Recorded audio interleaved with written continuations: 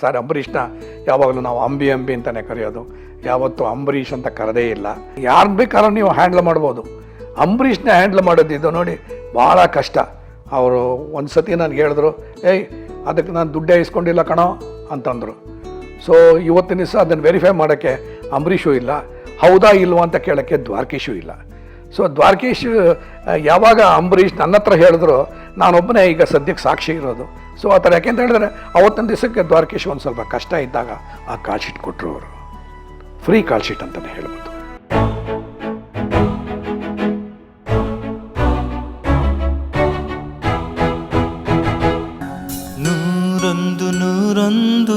ಆಫ್ರಿಕಾದಲ್ಲಿ ಶೀಲಾ ಆದಮೇಲೆ ಯಾವಾಗಲೂ ಕೂಡ ರಜನಿಕಾಂತನ ಭೇಟಿ ಮಾಡ್ತಾಯಿದ್ದ, ರಜನಿಕಾಂತ್ ಸಿಗ್ತಾಯಿದ್ರು.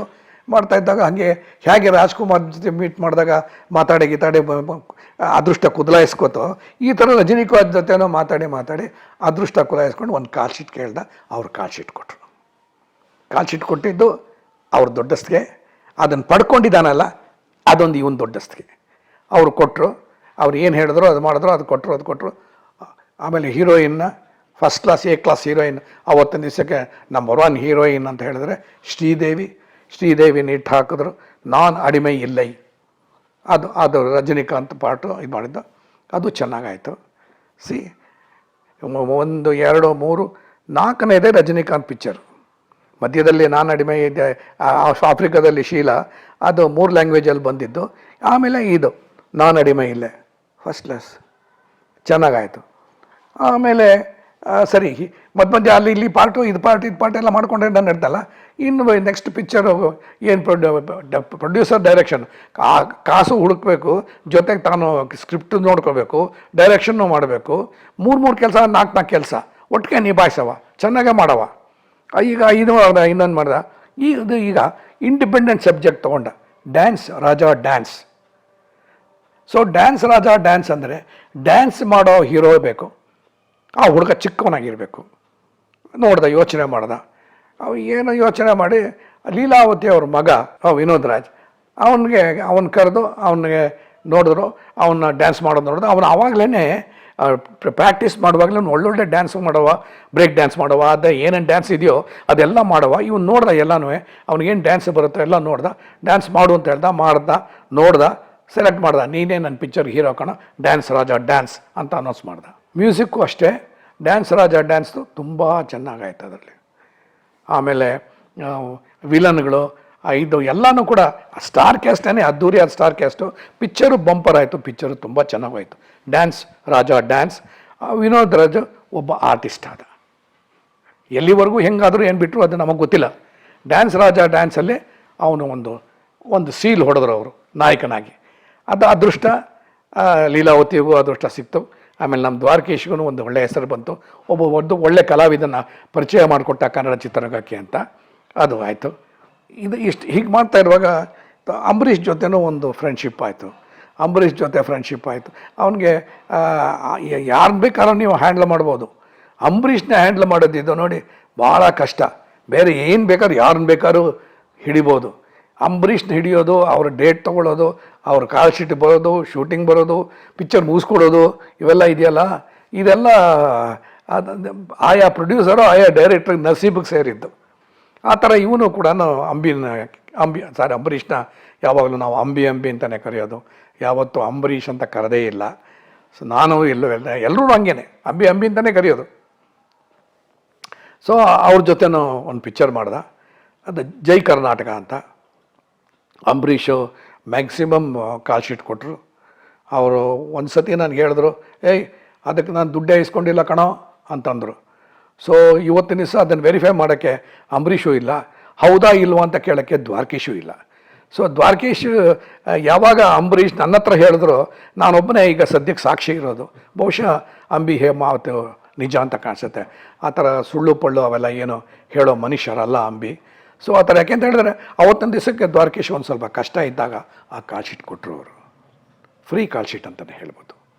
ಈ ಥರ ಹಿಂದೆ ಈಗಲೂ ಮೋಹನ್ ಲಾಲ್, ಮಮ್ಟಿ ಅವರೆಲ್ಲನೂ ಅವ್ರು ಮಾಡಿದ ಪಿಕ್ಚರ್ ಯಾವುದೋ ಹೋಗಲಿಲ್ಲ ಅಂತ ಹೇಳಿದ್ರೆ ನೆಕ್ಸ್ಟ್ ಪಿಕ್ಚರ್ಗೆ ರೆಮ್ಯುನೇಷನ್ ಇಸ್ಕೊಳ್ದೇ ಫ್ರೀಯಾಗಿ ಪಾರ್ಟ್ ಮಾಡಿದ್ದಾರೆ. ಅದನ್ನು ನಾನು ಕೇಳಿದ್ದೀನಿ. ಸೊ ಇವರು ಕೂಡ ಅಂತ ಹೇಳಿದರು. ಸೊ ಅದು ನಿಜ ಅಂತ ಅಂದ್ಕೊಂಡು ಜೈ ಕರ್ನಾಟಕ ಅದು.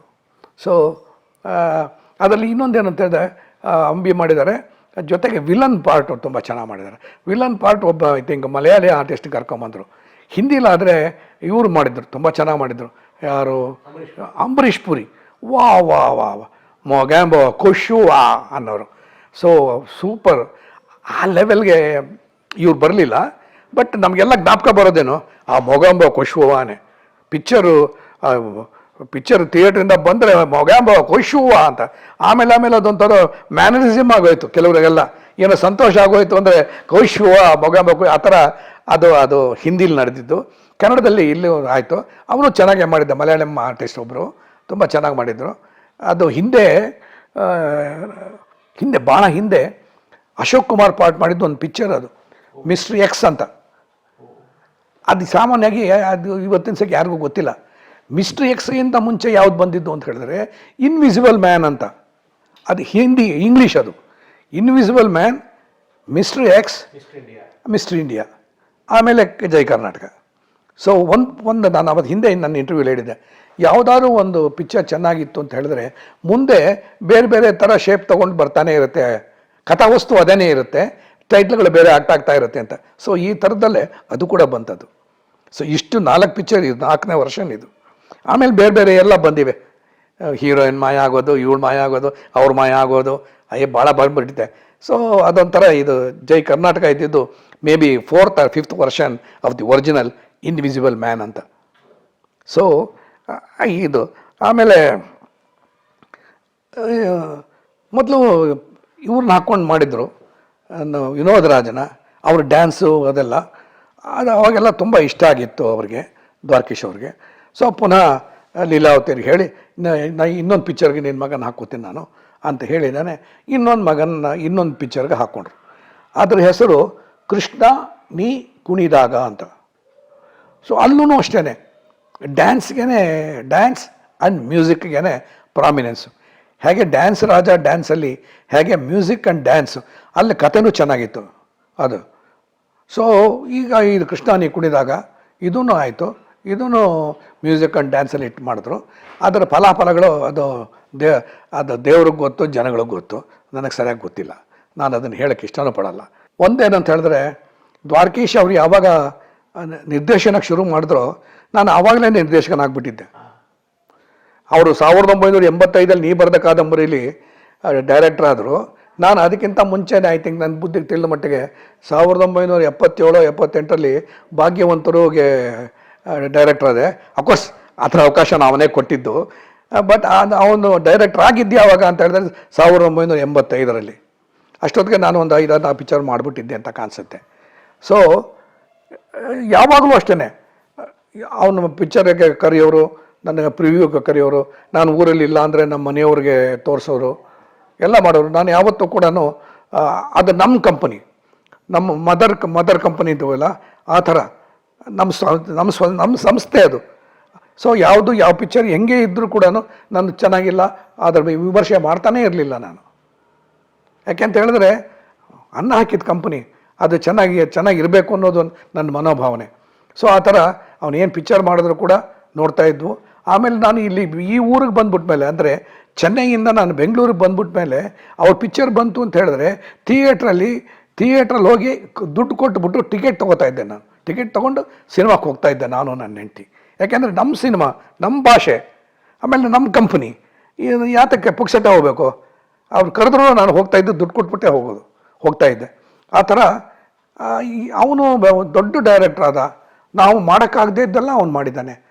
ಫಾರಿನ್ಗೂ ಹೋಗಿದ್ದು ರೆಕಾರ್ಡಿಂಗ್ ಮಾಡಿದ್ದಾನೆ, ಫಾರಿನಲ್ಲೇ ಶೂಟಿಂಗ್ ಮಾಡಿದ್ದಾನೆ, ಆಮೇಲೆ ಪ್ಯಾನ್ ಇಂಡಿಯಾದ ಅವಾಗಲೇ ಮಾಡಿಬಿಟ್ಟಿದ್ದಾನೆ. ನಾವು ಏನೂ ಮಾಡಿಲ್ಲ. ಅವನಿಗೆ ಭಾಳ ಮುಂದೆ ಹೋದವನು ಅವನು. ಸೊ ಆ್ಯಸ್ ಎ ಡೈರೆಕ್ಟರ್ ನನಗಿಂತ ಅವನು ಅಡ್ವಾನ್ಸ್ ಆಗಿದ್ದಾನೆ ಅಂತಲೇ ಹೇಳ್ಬೋದು. ಯಾಕೆ ರಜನಿಕಾಂತ್ ಇಟ್ಕೊಂಡು ಮಾಡೋದು ಸುಲಭನ ಅದು? ಮೈ ಗಾಡ್. ಬಟ್ ಅಷ್ಟೇ ರಜನಿಕಾಂತ್ ಅವರು ರಾಜ್ಕುಮಾರ್ ಥರನೇ ಅವರು, ದೊಡ್ಡಸ್ಕೆ ಪಡ್ಡಸ್ಕೆ ಏನೂ ಇಲ್ಲ. ಮಾಡಿದ್ಮೇಲೆ ಪುನಃ ದ್ವಾರಕೀಶ್ ಅವರು ಇನ್ನೊಂದು ಚಿತ್ರಕ್ಕೆ ಕೈ ಹಾಕ್ತಾರೆ ಡೈರೆಕ್ಷನ್ನು. ಅದು ಶ್ರುತಿ ಅಂತ. ಶ್ರುತಿನೇ ಹೀರೋಯಿನ್. ಶಿವಣ್ಣನ ಪಿಕ್ಚರ್ಲಿ ಆಸೆಗೊಬ್ಬ ಮೀಸಗೊಬ್ಬ, ಅದಕ್ಕಿಂತ ರಾಜ್ಕುಮಾರ್ ಅವ್ರ ಜೊತೆನೂ ಒಂದು ಪಾಠ ತಂಗಿ ಮಕ್ಕಳ ಪಾಠ ಏನೋ ಪಾಠ ಮಾಡಿರಬೇಕು. ಶ್ರುತಿ ಅವರು ಎಂತ ಕಲಾವಿದರ ಫ್ಯಾಮಿಲಿಯಿಂದನೇ ಬಂದವರು ಅವರು. ಶ್ರುತಿ ಅವರ ತಂದೆ ಕೃಷ್ಣ ಅಂತ, ಅವರ ತಾಯಿಂದರು ಇಬ್ಬರು ತಾಯಿಂದರು. ಆ ಇಬ್ಬರು ತಾಯಿಂದರಲ್ಲಿ ಒಬ್ಬರು ರುಕ್ಮಿಣಿ ಅಂತ. ಏನಂತ ಹೇಳಿದ್ರೆ ಅದೊಂದು ದೊಡ್ಡ ಫ್ಯಾಮಿಲಿ ಅವ್ರಿಗೆ. ಆ ಫ್ಯಾಮಿಲಿಲಿ ಅವ್ರು ಯಾರ ತಾಯಿ ಯಾರು ಅಂತ ಗೊತ್ತಿಲ್ಲ. ರುಕ್ಮಿಣಿನ ಇನ್ನೊಬ್ಬರ ಅನ್ನೋದು ಶ್ರುತಿಗೂ ಗೊತ್ತಿಲ್ಲ, ಇವನಿಗೂ ಗೊತ್ತಿಲ್ಲ, ಅವ್ರ ಅಣ್ಣನಿಗೂ ಗೊತ್ತಿಲ್ಲ. ಸೊ ಆ ಥರದಲ್ಲಿ ಒಂದು ಸೀಕ್ರೆಸಿ ಅಂತ ಹೇಳ್ಬೋದು, ಒಂದು ಗುಟ್ಟು ಅಂತ ಹೇಳ್ಬೋದು.